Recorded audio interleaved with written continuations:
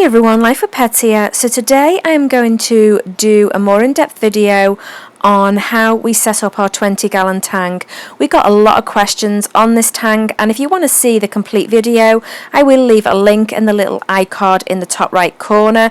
We also got a lot of questions on the materials that we used, and most of them I can leave links to, and I will do that in the description box below. So this tank is a 20-gallon long, and normally when you're setting up a tank you would do the substrate first, but because we were doing a design on this tank, it was just easier for us to do most of the design first and then add the substrate in after that.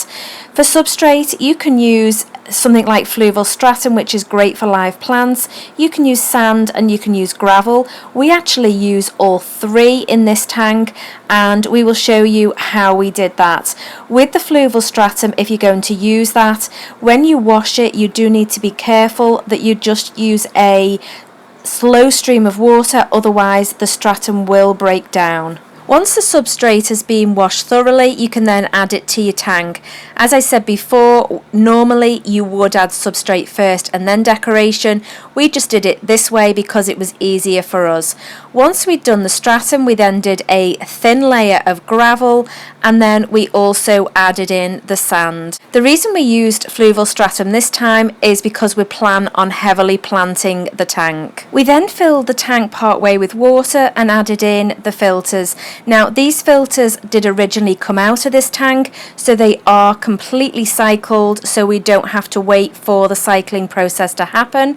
We are using an Aquarium internal quiet filter and also a cornet sponge filter. We also added water conditioner when we were filling up the tank, and we used gciinc Prime for that. We didn't add a heater to this tank because for most of the year we don't use them, and that's because where we live is very hot and the temperature in the tanks is a consistent 78 degrees. If you live somewhere where it is colder, then you do need a heater in the tank if you are doing tropical fish. The plants that we're using in the tank are all easy to grow. They require a low light to medium light level, and we're using Bacopa, Amazon Sword and Anubias, and we don't do any dosing in our tank. We only use the Flourish root tabs, so we like to keep all our planted tanks very low tech and very low maintenance. As our tank is already fully cycled, we were able to add the fish back in. You may find when you first set your tank up that it's a little cloudy, but it shouldn't take too long to clear.